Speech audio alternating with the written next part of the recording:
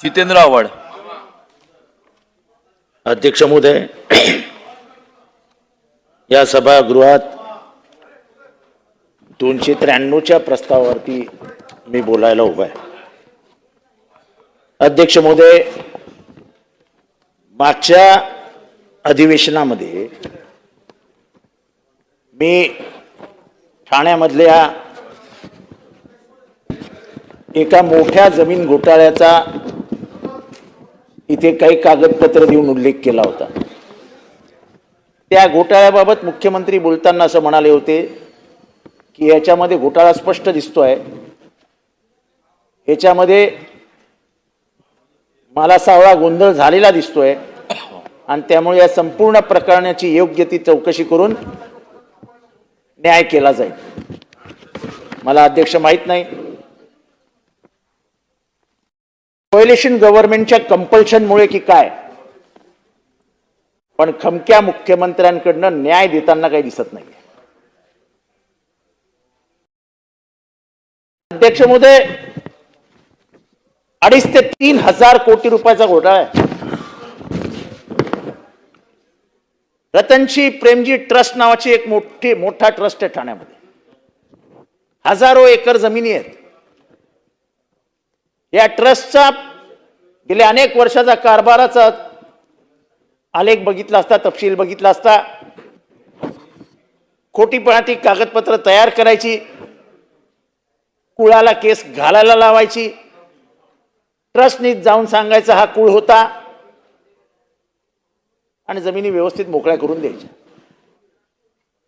Under the table जे होतं त्याच्याबद्दल काय बोलायला नको, पण कुळाच्या म्हणजे ट्रस्टच्या जमिनीवर कुळ लागतं का, हा पहिला रेव्हेन्यूचा प्रश्न आहे. अध्यक्ष महोदय, इथे एक जमीन आहे. या जमिनीची आजची मार्केट व्हॅल्यू 1,500 कोटी रुपये आहे. अध्यक्ष महोदय, या जमिनीची किंमत 70 कोटी रुपये लावण्यात आली. आणि सर्वात आश्चर्याची बाब म्हणजे डेप्युटी चॅरिटी कमिशनर, म्हणजे मुख्य चॅरिटी कमिशनर नाही, charity commissioner, joint charity commissioner कोणतरी आहेत, त्यांचं नाव काय मला माहित नाही, त्यांनी सगळ्या परवानगी देऊन टाकल्या. विक्रीची परवानगी दिली, नो ऑब्जेक्शन सर्टिफिकेटही दिलं. ते कसं दिलं आश्चर्यच आहे. हे करत असताना अध्यक्ष महोदय, तहसीलदाराला माहिती होतं की ह्या जमिनीवरती हायकोर्टामध्ये मुकादम विरुद्ध रतनजी प्रेमजी ट्रस्ट ही केस चालू आहे. तहसीलदाराला हे माहित असताना त्यांनी ही जमीन टीएमसीच्या नावावर फिरवली. टीएमसी एक पाऊल पुढे गेलं. आपण अनेक वर्ष महानगरपालिकेत काम केलं. एखादी प्रॉपर्टीचा टीडीआर द्यायचा असेल तर ती प्रॉपर्टी टीएम म्हणजे म्युनिसिपल कॉर्पोरेशनच्या ताब्यात असायला हवी का नको? काय नाही, तिथे आता नाही, पता नाही, बोर्ड नाही, बाउंड्री नाही, पण टीडीआरची तयारी करून टाकली. टीएमसी ऑफिशियल्सनी टायटल सर्टिफिकेट दिलं. जेव्हा या ट्रस्टच्या संबंधित एका माजी ट्रस्टीने हायकोर्टात ही केस नेली तेव्हा हिज लॉर्डशिप म्हणाले की याच्यात चक्क घोटाळा दिसतोय. मी हा पूर्ण जो चॅरिटी कमिशनरने घेतलेला निर्णय आहे तो कॅन्सल करतो आणि हे परत तुम्ही आमच्याकडे या. आणि चॅरिटी कमिशनरला आदेश दिले की तुम्ही हे सगळं व्यवस्थित करून घ्या. पण त्यांनी तिथे क्लिअर सांगितलं की ह्याच्यात फ्रॉड झाल्याचा स्पष्ट दिसतोय. आता अध्यक्ष महोदय,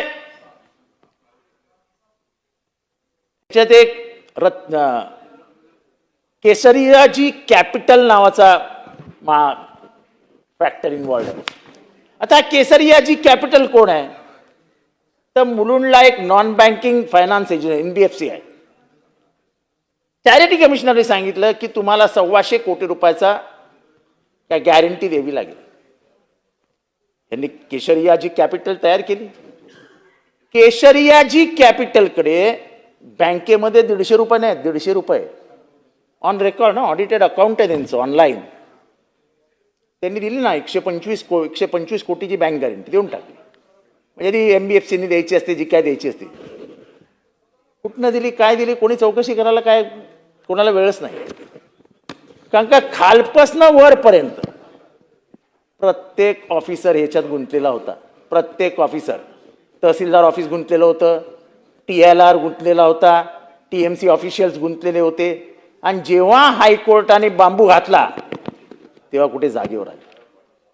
अध्यक्ष महोदय, दुर्दैवाची गोष्ट आहे की TMCच्या हातात जमीन नाही, TMC TDRची तयारी करते. अध्यक्ष महोदय, लँड वेकंट आहे, लँडवरती एक झोपडं नाही.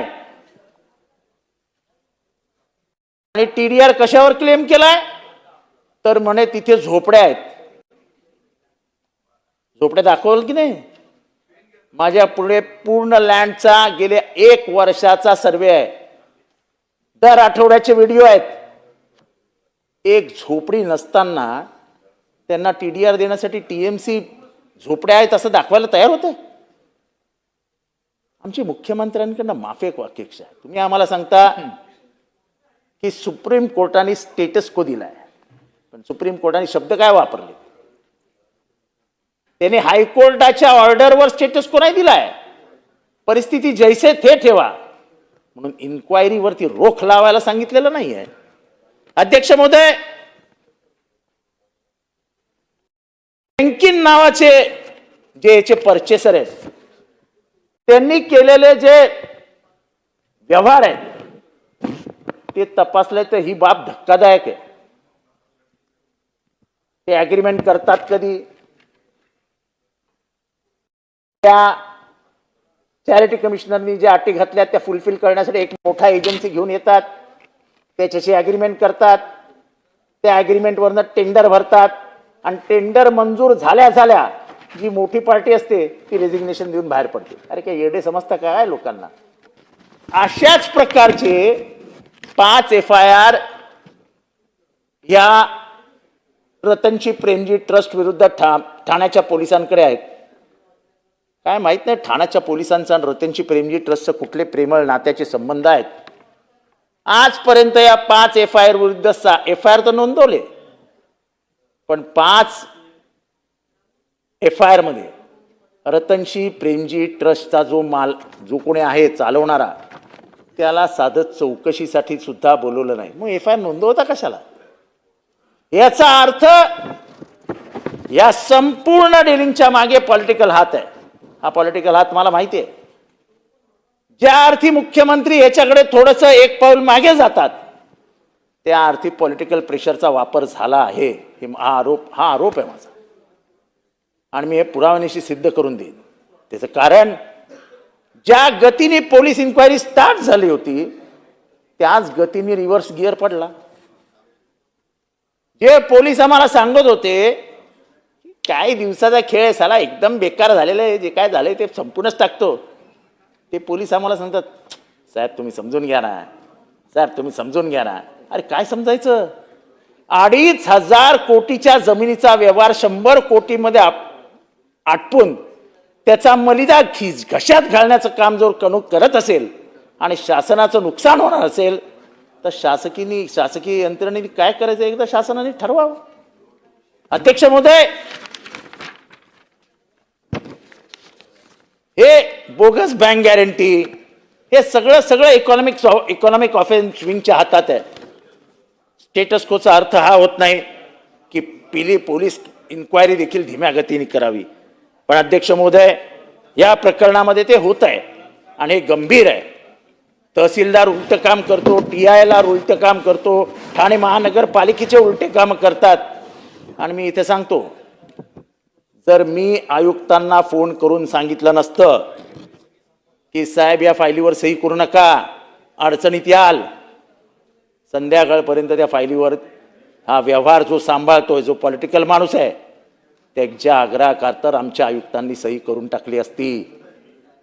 मी चांगुलपणा म्हणून आयुक्तांना फोन करून सांगितलं की सर बी अवेअर, या फाईलवर जर तुम्ही सही कराल तर अडचणीत याल, आणि म्हणून त्या फाईलवर सही झाली नाही. पण ज्यांनी हे उद्योग केले, ज्यांनी फाईल इथपर्यंत आणली त्यांच्याबाबत शासन काही भूमिका घेणार आहे की नाही? आणि म्हणून अध्यक्ष महोदय, हा अतिशय गंभीर मुद्दा मी या ठिकाणी मागच्या अधिवेशनातही मांडला होता, या अधिवेशनातही मांडतोय. रतनजी प्रेमजी ट्रस्ट, या ट्रस्टची पूर्ण इन्क्वायरी ही चॅरिटी कमिशनरनी करावी अशी आम्ही मुख्यमंत्र्यांना त्यावेळेस विनंती केली होती. मी आजही मुख्यमंत्र्यांना विनंती करतो. करोडो रुपयांची जमीन आहे. चॅरिटी कमिशनरला पूर्ण चॅरिटी रिवाइंड करायला सांगा, पूर्ण कमिटी रिवाइंड करायला सांगा आणि याच्यावरती प्रशासक नेमा. राजकीय लोकांचे खिशे भरण्यासाठी हे ट्रस्ट नाही. या ट्रस्टमध्ये मोठ्या मोठ्या लोकांचा सहभाग आहे. करोडो रुपयांची लुटमार चालू आहे. हे अत्यंत जबाबदारीने पुराव्यानिशी सिद्ध करून देतोय. अध्यक्ष महोदय, ठाण्यामध्ये एक बोरिवली ते टिकुजीनीवाडी हा बोगदा होतोय.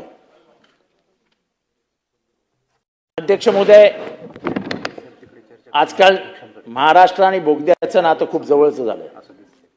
आम्हाला सगळीकडेच बोगदे लागतात, शॉर्टकट. पर्यावरण, राष्ट्रीय उद्यान वगैरे ते बाजूला ठेवले. आणि बोगदे करताना पण ते द्यायचे दोनच कंपन्यांना, मेगा आणि नवयुगा. यांनी कोणाशी लग्न केलंय महाराष्ट्रात मला काय कळत नाही. पण सत्ताधाऱ्यांचे लाडके मेगा आणि नवयुगा, ते कॉन्ट्रॅक्ट मेगा, जे कॉन्ट्रॅक्ट नवयुगा. म्हणजे एक तुला घे, एक मला घे, एक तुला घे, एक मला घे, एक तुला घे, एक मला घे. पुण्याचा रिंग रोड उच्चांक आहे, उच्चांक भ्रष्टाचाराचा. तसाच हा बोगदा. तुम्ही महानगरपालिकेत होतात. 2 महिन्यात एस्केलेशननी 2000 कोटी रुपये किंमत वाढली. या फ्रॉम जानेवारी टू मार्च 25 एस्केलेशनमुळे टिकुजीनीवाडी म्हणजे त्या बोरिवली टू टिकुजीनीवाडीचा जो बोगदा आहे 2000 एस्केलेट झाला. जाऊ दे, आता त्याच्याबद्दल काय बोलण्यात पॉईंट नाही. त्याचं समर्थन करण्यासाठी सत्ताधारी तयारच आहेत. पण अध्यक्ष महोदय, तिथल्या स्थानिक रहिवाशांची मागणी अशी आहे की तो जो बोगदा येतो तो पूर्ण रहिवाशांच्या मधनं आतनं काढून तो मेन रोडला घेऊन जात आहेत. आमची मागणी एवढीच आहे, म्हणजे तिथल्या रहिवाशांची मागणी एवढीच आहे की तो जो बोगद्याचा आउटलेट आहे, जो बाहेर जोडणारा मार्ग आहे, तो बोगदा थेट तुम्ही घोडबंदर रोडपर्यंत घेऊन जा आणि घोडबंदरला तो बाहेर काढा.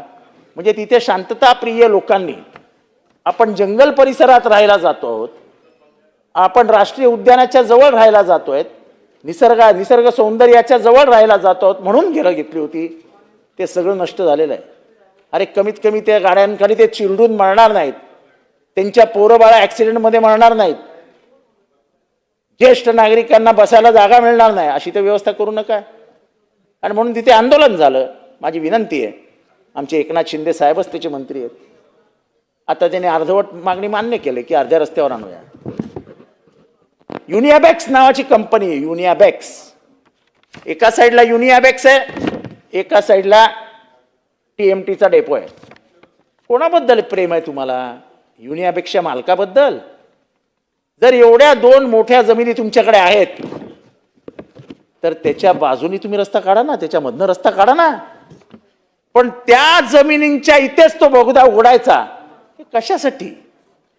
युनियाबॅक्स कोणाच्या घशात घालायची आहे? करोडो रुपयाची युनियाबॅक्स कोण विकत घेणार आहे? आम्हाला माहिती आहे. पण हे करू नका. तिथल्या नागरिकांचे असे हाल करू नका, हे योग्य नाही. भ्रष्टाचाराने कोणाचं आयुष्य आणि कोणाची शांती उद्ध्वस्त करण्यासाठी म्हणून सत्ता दिलेली नाही, हे कृपया लक्षात घ्या. अध्यक्ष महोदय, केळकर साहेब खूप छान बोलले ठाणे महानगरपालिकेबद्दल. फक्त स्पष्ट बोलू शकले नाहीत की हे शासनामध्ये जोर उरलेला नाही. त्यांना म्हणायचं तेच होतं, पण ते बिचारे वारंवार अधिकाऱ्यांवर घसरत होते. अधिकारी सत्तेचे गुलाम असतात हो. चीफ सेक्रेटरी पासून आमच्या आयुक्तांपर्यंत काय हिंमत आहे काय सत्तेच्या विरुद्ध जाऊन कुठला निकाल घ्यायची? त्यामुळे उगाच त्यांच्यावर विचारांवरती अधिकाऱ्यांवर अधिकारी अधिकारी अधिकारी अधिकारी काही करत नाही. मी इथे आरोप करतो, ठाण्यातले BSUPचे जेवढे प्रकल्प आहेत, ठाण्यामध्ये जेवढी म्हाडाची घरं अलॉट केली आहेत, हिंमत असेल शासनाने आज जाहीर करावं की जेवढे जण तिथे राहतात त्यांची आम्ही पुराव्यासह तपासणी करून व्हाईट पेपर काढू. करोडो रुपयाचा भ्रष्टाचार, करोडो रुपयाचा. 50% लोक जे तिथे राहायला गेले आहेत ते ओरिजिनल रहिवाशीच नाही, ते प्रोजेक्ट अफेक्टेडच नाही. नगरसेवकाचे नातेवाईक, नगरसेवकाची मोलकरीण, नगरसेवकाचा पानवाला, नगरसेवकाचा चहावाला, नगरसेवकाचा पिऊन, अधिकाऱ्यांच्या जे काय असेल ते मला त्यांच्याबद्दल काय बोलायचं नाही. अरे काय लावलंय काय? तुमच्या बापाची प्रॉपर्टी आहे काय? मुंबऱ्यामध्ये, कौशामध्ये BSUPच्या बिल्डिंगी आहेत, माडाच्या बिल्डिंगी आहेत. कोणाला घरं दिलेत जरा तपासून बघा. राबोडीच्या जवळ BSUPच्या बिल्डिंगी आहेत, माडाच्या बिल्डिंगी आहेत. कोणाला घरं दिली आहेत तपासून बघा. आणि कोणामुळे झालं? अध्यक्षमुळे. जर आयुक्त तिच्याकडे कानाडोळा करणार असतील, डोळ्यावर पट्टी बांधणार असतील, तर गरिबांना घरं मिळणार कशी? हा शासनाचा पैसा आहे ना. ते प्रोटेक्शन करणं हे आयुक्तांचं काम नाही. मी आज मागणी करतो की BSUP आणि म्हाडामध्ये जेवढी घरं दिली आहेत त्या प्रत्येकाचं ऑडिट करा. कोण एकाला एक घर द्यायचं तर काही ठिकाणी 3-3 घरं लागून दिली आहेत. मग त्यांनी भिंती तोडून आर्किटेक्चरल सगळा बदल करून 3 बेडरूम, हॉल, किचन, रिव्हल रूम अशा मोठ्या मोठ्या BSUP मध्ये तयार केलाय. अरे तुमच्या काय बापाचं आहे का रे? अध्यक्ष महोदय, कुत्रं दळतंय, कधी काय आंधळं दळतंय आणि कुत्रं पीठ खातंय अशी हालत आहे. अध्यक्ष महोदय, परत मी त्यांच्याकडेच येतो. केळकर साहेबांनी मिनी क्लस्टर बद्दल बोलले. हा माणूस प्रामाणिकपणाने गेले अनेक वर्ष भांडतोय, अनेक वर्ष ते सांगतायत. साहेब क्लस्टर कधी होणार आहे का? अरे काय येडे बनवता लोकांना तुम्ही. आमच्याकडे मनोरमा नगर नावाचा भाग आहे, 70-80 एकरवर आहे. काय आता नाही पता नाही. मुंबईतला एक नामवंत बिल्डर म्हणे त्याला मिळणार आहे. साहेबांनी याला जरा घालायला सुरुवात केली. महानगरपालिकेचा अधिकार नसताना महानगरपालिकेने नंबरिंग सुरू केली. मी स्वतः तिथे गेलो. लोकांनी रातोरात ते नंबर पुसायचं काम केलं. पोलीस जातात त्यांच्या घरी. नंबराला कोणी हात लावला? अरे माझ्या घराच्या भिंतीवर कोणी येऊन नंबर लिहिणार असेल, मी मालक आहे ना घराचा. आणि पहिली गोष्ट, माझ्या घराची डेव्हलपमेंट कशी करायची हे ठरवणारे तुम्ही कोण? हे काय लावलं नवीन cluster cluster cluster cluster cluster? कधी होणार? 70 एकर, 160 एकर, 56 एकर. अरे काय स्वप्न बघायची तर कशी बघायची? काँग्रेसने प्रस्ताव आणला होता. जे मिनी क्लस्टर बोलतायत ना आमचे केळकर साहेब, हा मिनी क्लस्टर हा काँग्रेसचा प्रस्ताव होता. बिल्डरला नजरेसमोर आणलेला प्रस्ताव नव्हता, गरिबांना समोर ठेवून आणलेला प्रस्ताव होता की 10,000 स्क्वेअर मीटरचा प्लॉट बनवा मिनी आणि डेव्हलपमेंटला काढा. आता इथे 70 एकर, 160 एकर, 156 एकर आणि ऑलरेडी तय. हे मीटिंग कुठे होतात, कोणाबरोबर होतात, कन्सेंट कोण घेतं काय माहित नाही. पण एवढी मोठी मोठी स्वप्न दाखवायची आणि लोकही फसत नाही हो. अख्खा मनोरमा नगर क्लस्टरच्या विरोधात आहे. अध्यक्ष महोदय, 2 चालत्या शाळा तोडून टाकल्या या क्लस्टरच्या नादात. चालू असलेल्या शाळा, विद्यार्थ्यांना बसायला जागा नाही. वर्षभर लांबच्या शाळेमध्ये नाही तर प्रायव्हेट शाळेमध्ये विद्यार्थी जात आहेत. कुठलं गोरगरिबांचं सरकार हो? हे बिल्डर धार्जिनं सरकार आहे. आता माझ्या मतदारसंघात मनीषा नगर नावाचा प्रकल्प आहे. 40-40, 50-50 वर्ष जुन्या इमारती आहेत. त्यांनाही लावलाय गुळ. तुमचा क्लस्टरमधनं डेव्हलपमेंट करणार आहे बिल्डर आम्ही आणणार. मेन काय तर तुम्ही बिल्डर नका आणू, बिल्डर आम्ही आणणार. अरे तुम नहीं देखने का इसकी तरफ, हम देखेंगे.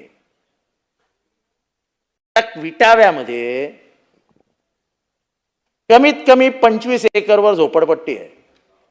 आणा ना सारे करा ना तिथे 10-10, 5-5, 4-4 एकरचा एखादा प्लॉट आणि येऊ द्या ना SRA मधला एखादा चांगला बिल्डर.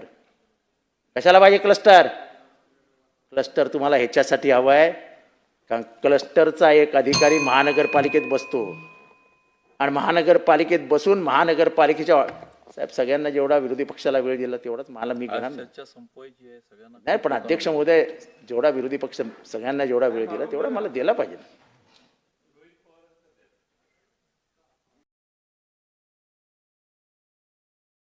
अध्यक्ष महोदय क्लस्टरचा जो गुळ लावण्याचा प्रकार आहे ना हा गरिबांचा जीव घेणारा प्रकार आहे. अध्यक्ष महोदय क्लस्टरमुळे काय झालं ठाण्यात तर क्लस्टरमुळे जे SRAचे प्रस्ताव दाखल झालेत गरिबांचे त्याला सुद्धा कायद्याने नाही आदेशाने बंदी आहे की कुठलाही प्रस्ताव मंजूर करा नका. सगळे प्रस्ताव अडकून पडलेत. काय गरिबांचं ते एवढा छळ मांडलाय. गरिबांना घेऊ द्या ना त्यांची घरं, बांधू द्या ना त्यांची घरं. अध्यक्ष महोदय प्रॉब्लेम तर असे वाढलेत की बोलायला सोय नाही. अध्यक्ष महोदय पाण्याचा प्रश्न गंभीर आहे. अध्यक्ष महोदय ठाण्याला पाणी मिळत नाहीये. कळव्यातलं पाणी चोरलं गेलंय. घोडबंदरला पाणी नाहीये. मी वारंवार ही विनंती करतोय की मुख्यमंत्री ठाणे शहरातले होते, आता ते उपमुख्यमंत्री आहेत पण अतिशय मोठ्या डिपार्टमेंटची जबाबदारी त्यांच्याकडे आहे. अध्यक्ष महोदय त्यांनी जर निर्णय घेतला तर तुम्ही 22,000 कोटी 40,000 कोटी 50,000 कोटीचे बोगदे आणू शकता तर ठाण्यासाठी फक्त 3,000 कोटीमध्ये एक धरण उभं राहणार आहे. का तेवढं काम. अध्यक्ष महोदय एक वेळ अशी येईल की ठाण्याला पाणीच मिळणार नाही आणि किती दिवस ठाणेकरांनी वाडगं घेऊन हातात MIDCच्या दारात, स्टेमच्या दारात, इरिगेशनच्या दारात भिका मागत फिरायचं. स्वतःचं हक्काचं पाण्याचं स्तोत्र महानगरपालिकेकडे का नाही. अत्यंत आर्थिक परिस्थिती मजबूत असताना तुम्ही धरणं नाकारलीत. तुम्हाला धरण दिलं होतं 2002 साली. तुम्हाला सांगितलेलं हे धरण बांधा पण तुम्ही ते बांधलं नाहीत. उद्देश काय होता मला इथे सांगायचं नाही. पण अध्यक्ष महोदय 2002 साली नाकारलेलं धरण हे ठाण्याला अतृप्त करून गेलं. आज ठाण्याला तहान भागवायला पाणी नाही. अध्यक्ष महोदय नळाला पाणी नाही. नळाला पाणी नाही आणि पार्श्वभाग धुता येत नाही. अध्यक्ष महोदय टॉयलेटची अवस्था झोपडपट्ट्यांमध्ये इतकी वाईट आहे की भांडी आहेत तर भरलेलं आहे, पाय ठेवायला जागा नाही. तुम्हाला सगळे म्हणजे रस्ते कॉन्क्रीटकरण करायला अरे बापरे, मी ती यादी देतोय आता थोड्या वेळात. खटाखट रस्ते बांधले जात आहेत. काय स्मार्ट सिटी रोड्स मी आता वाचून दाखवीन. गरीबाला बसायला म्हणजे त्याचा पार्श्वभाग धुवायला बसता येत नाही. तो बसला की त्याच्या पार्श्वभागालाच खालची घाण लागते. म्हणजे त्याची घाण जाण्याच्या आत खालनं घाण लागलेली असते. ते टॉयलेट तर सुधारवा गरीबाचे, बाकी काही करू नका. ठाणे महानगरपालिकेची प्राथमिक जबाबदारी आहे वॉटर गटर मीटर. त्या जबाबदाऱ्या सोडून सगळं करतात. अध्यक्ष महोदय हे घ्या रस्ते, मॉडेल रोड, कोर्ट नाका ते सेंट्रल मैदान 8 कोटी, कोलशेद रोड ते वायुसेना स्टेशन 10 कोटी, SM जोशी ते लेफ्टनंट आत्माराम चौक 14 कोटी, कोपरी मीठ बंदर अष्टविनायक चौक 11 कोटी. एकही रस्ता पूर्ण न करता बिलं आदेयात झाली आहेत. अध्यक्ष महोदय ही सगळी यादी मी आपल्याकडे पाठवतोय. अध्यक्ष महोदय ही पाठवा आणि ह्याच्यावरती काहीतरी महानगरपालिकेकडनं रिस्पॉन्सिबिलिटी घ्या. काहीतरी जबाबदारी त्यांना उत्तर द्यायला सांगा. हे त्यांच्या घरचे पैसे नाहीत अध्यक्ष महोदय, ठाणेकरांचे पैसे आहेत आणि माननीय प्रधानमंत्र्यांनी स्मार्ट सिटीसाठी पाठवलेले पैसे आहेत. बेजबाबदारीची भूमिका तुम्हाला घेता येणार नाही. तुम्हाला जबाबदारीने उत्तर द्यावं लागेल की या पैशाचं नेमकं झालं काय. अध्यक्ष महोदय गडकरी रंगायतन आपण नाव ऐकून आपल्याला माहितीच असेल. अध्यक्ष महोदय 1978 साली गडकरी रंगायतन पूर्ण झालं. आज 45 वर्ष झाली. एकदाही स्ट्रक्चरल ऑडिट नाही, एकदाही नाही. आणि दरवर्षी कमीत कमी हळूच 1 कोटी 2 कोटी 3 कोटी, कधी सांगायचं वरचं गळतंय, कधी सांगायचं खालनं पाणी येतंय, इथनं सीपेज आहे. असं करता करता कोणीच बघत नाही म्हटल्यावर आता डायरेक्ट 25 कोटीचं टेंडर काढलंय. पूर्वी 1000 माणसं बसायची. स्ट्रक्चरल ऑडिट न झाल्यामुळे तेवढं वजन पेलेल की नाही ही भीती वाटल्यामुळे आता संख्या पण कमी केली. अध्यक्ष महोदय, काहीतरी थोडी तरी जनाची नाही मनाची लाज.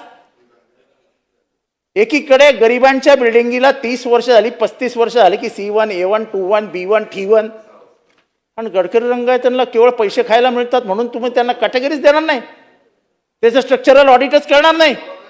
25-25 कोटी रुपयाचं टेंडर काढणार कशासाठी? घरं भरण्यासाठी. अध्यक्ष महोदय, हे आजचं लेटेस्ट टेंडर हे जवळजवळ 25 कोटी म्हणजे 25.5 कोटीचं आहे, आणि त्यामुळे ह्याच्याकडे लक्ष देण्याची गरज आहे. अध्यक्ष महोदय, मी अत्यंत महत्वाच्या प्रश्नाकडे वळतोय. माझा शेवटचा मुद्दा आहे अध्यक्ष महोदय. मुंबईमध्ये म्हाडाच्या मोठ्या मोठ्या वसाहती आहेत.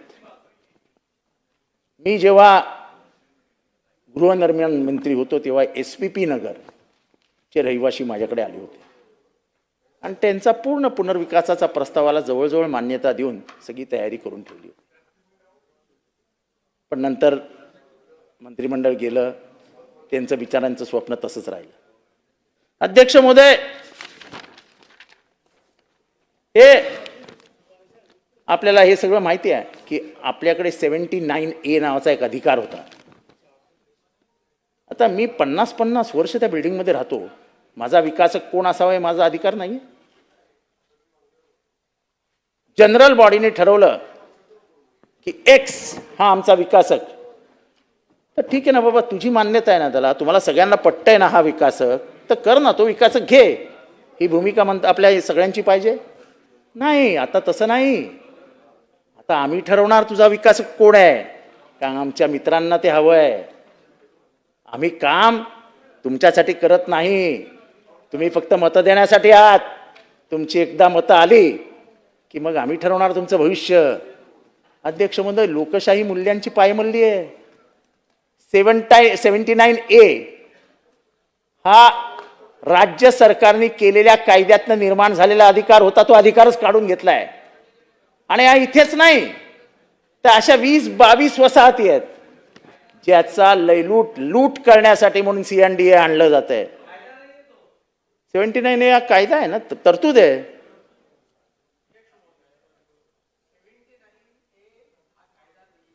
अधिनियमाखाली तरतूद आहे.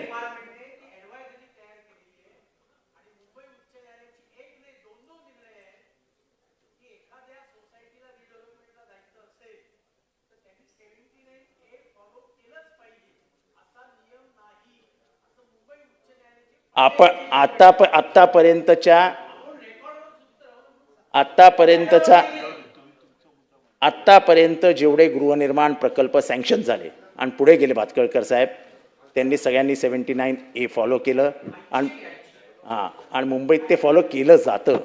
आमचं म्हणणं आहे, तुमच्या घराचा आर्किटेक्ट कोण असावा हे तुम्हीच ठरवणार ना. मग ह्यांनी काय पाप केलंय? ह्यांनी काढून टाकलं ना. 79A ची गरज नाही. आणि दुसरी गोष्ट, तुमचा विकासक म्हाडा ठरवणार. GTB नगरमध्ये डायरेक्ट घेऊन टाकलं विकासकाला, हा विकासक आणि हे GTB नगर करा डेव्हलप.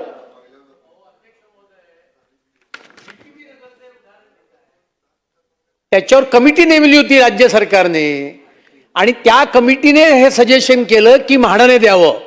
आणि मला एक सांगा, C&D कन्स्ट्रक्शन अँड डेव्हलपमेंट ही कल्पना कोण गृहनिर्माण मंत्री असताना म्हाडामध्ये आली?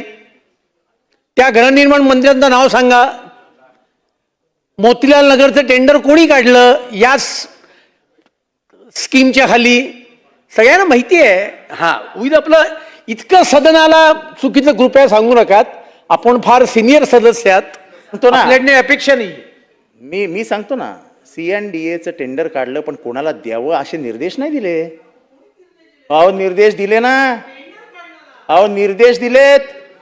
हे त्यांचं कंप्लेंटचं पत्र आहे माझ्याकडे. अध्यक्ष महोदय, आमचा प्रश्न एवढाच आहे की SVP नगरमध्ये जे आहे त्यांना जो बिल्डर हवाय तो द्या ना. गुरु तेज बहादूर नगरमध्ये त्यांना जो बिल्डर हवाय तो द्या ना. तो वरळीचा आदर्श आहे, त्यांना जो बिल्डर हवाय तो द्या ना. तुम्हाला शेवटच्या ह्याच्यात आहोत अध्यक्ष महोदय. अध्यक्ष महोदय, माझा शेवटचा एक महत्त्वाचा मुद्दा आहे जो आदिवासींशी संबंध आहे. अध्यक्ष महोदय, मी गेले अनेक वर्ष सांगतो की येऊरमध्ये लक्ष घालण्याची गरज आहे. अध्यक्ष महोदय, मी साधे एक उदाहरण देतो. एक 68/09 नावाची जनहित याचिका होती. 5/3/2015 हायकोर्टाने निकाल दिला की ही जागा आदिवासींच्या ताब्यात द्या. तहसीलदारांनी जाऊन ती आदिवासीच्या ताब्यात दिली. 19/4/2025 निर्मल जैन नावाचा एक माणूस गावगुंडांना घेऊन तिथे घुसला आणि सगळ्या आदिवासींना मारून बाहेर काढलं. हे आदिवासी गेले 2 महिने पोलीस स्टेशनला जात आहेत की आमची तक्रार घ्या. कोणीही तक्रार घ्यायला तयार नाही. अध्यक्ष महोदय, शेवटी शेड्यूल ट्राईब कमिशननी दिल्लीहून पत्र पाठवलंय की why action has not been taken. अध्यक्ष महोदय, काय चालू आहे? अध्यक्ष महोदय, तिथे 7/12 वरती राखीव वन लिहिलंय. त्या राखीव वनांवरती प्रायव्हेट लोकांनी कब्जा केलाय. आतमध्ये बंगल्याची कामं चालू आहेत. म्हणजे हे जंगल राज्य आहे की काय? असे 70 एकरचे 7/12 मी आता देतो इथे. 70 एकरचे 7/12 ज्याच्यावरती म्हणजे मला माहित नाही की राखीव वन असताना विदाउट द परमिशन, म्हणजे कोणाची मान्यता नसताना, काही नसताना बोजा चढवला जातो. राखीव वनावरती बोजा चढवणार, ज्याचा बोजाला नाव आहे तो कोणाला तरी जमीन विकतो, त्याला बाउंड्री मारली जाते, तो माणूस येतो बंगल्याच्या बांधकामाला सुरुवात करतो. अध्यक्ष महोदय, संपूर्ण येऊर उद्ध्वस्त करण्याचं काम चालू आहे. अध्यक्ष महोदय, आदिवासींच्या जमिनी कोणी घेतं, कोणालाही विकतं, आदिवासींना मारून हकलून देतं. अध्यक्ष महोदय, मग सगळे आता आदिवासी 7/12 आहे, त्याला TLRनी मार्किंग करून जमीन हातात दिली. काही दिवसांनी हाच TLR फॉरेस्टचा सर्वे करतो आणि जमीन फॉरेस्ट आहे म्हणून जाहीर करून टाकतो. अरे काय अध्यक्ष महोदय, काय चालू आहे काय? अध्यक्ष महोदय, हे सगळं हे घ्या 7/12. अध्यक्ष महोदय, हे जे रिझॉर्ट फॉरेस्ट आहे, या रिझॉर्ट फॉरेस्टच्या बाबतीत सरकारने निर्णय घेऊन काय ते एकदा आम्हाला सांगा. अध्यक्ष महोदय, येऊरमध्ये जे बंगले बांधले जात आहेत, 1000 स्क्वेअर फीटच्या बंगल्याला मान्यता आहे. अध्यक्ष महोदय, अत्यंत गंभीर आरोप करतोय मी. 1000 स्क्वेअर फीटच्या बंगल्याला मान्यता मिळते. एक महाशय आहेत, त्यांनी 22,000 स्क्वेअर फीटचा बंगला बांधलाय. 22,000 स्क्वेअर फीटचा. अरे जंगल राज्य पण ह्याच्यापेक्षा चांगलं असेल हो. तुम्हाला मॅक्झिमम परमिशन आहे 1150 प्लेंथ. 22,000 स्क्वेअर फीटचा बंगला. तक्रार करून करून लोक दमले, कोणी कारवाई करायला तयार नाही. बंगल्यांचाच एकीकडे तुम्ही सांगता अनधिकृत बांधकाम शहरात असतील तर हे करू ते करू, पाडू, टॉक टॉक टॉक. अरे श्रीमंतांचे बंगले बांधले जातात, त्याच्याकडे का दुर्लक्ष करतायत आयुक्त महोदय? आयुक्तांना वेळ नसेल तर द्या एक माणूस आमच्याबरोबर, मी सगळे बंगले दाखवतो येऊरमधले. हा याचा बंगला, हा याचा बंगला, हा याचा बंगला, हा बनतोय, हे तो बनतोय. अरे पण काहीतरी करा, जरा गरिबांना पण वाटू द्या की राज्य व्यवस्था गरिबांच्या बाजूने आहे, ही श्रीमंतांसमोर लुळी पडलेली नाहीये. आणि त्यामुळे अध्यक्ष महोदय, भ्रष्टाचाराने पोखरलेलं व्यवस्था झाली आहे महाराष्ट्रात. गरिबाला न्याय मिळेल असं वाटत नाही. इथला आदिवासी, इथला दलित, इथला शोषित पिडला जातोय. इथे लुटालूट चालू आहे. आणि म्हणून अध्यक्ष महोदय, या मी केलेल्या या सगळ्या जे प्रश्न उपस्थित केलेत त्याच्याबाबत या सरकारने गांभीर्याने या ठिकाणी करावा.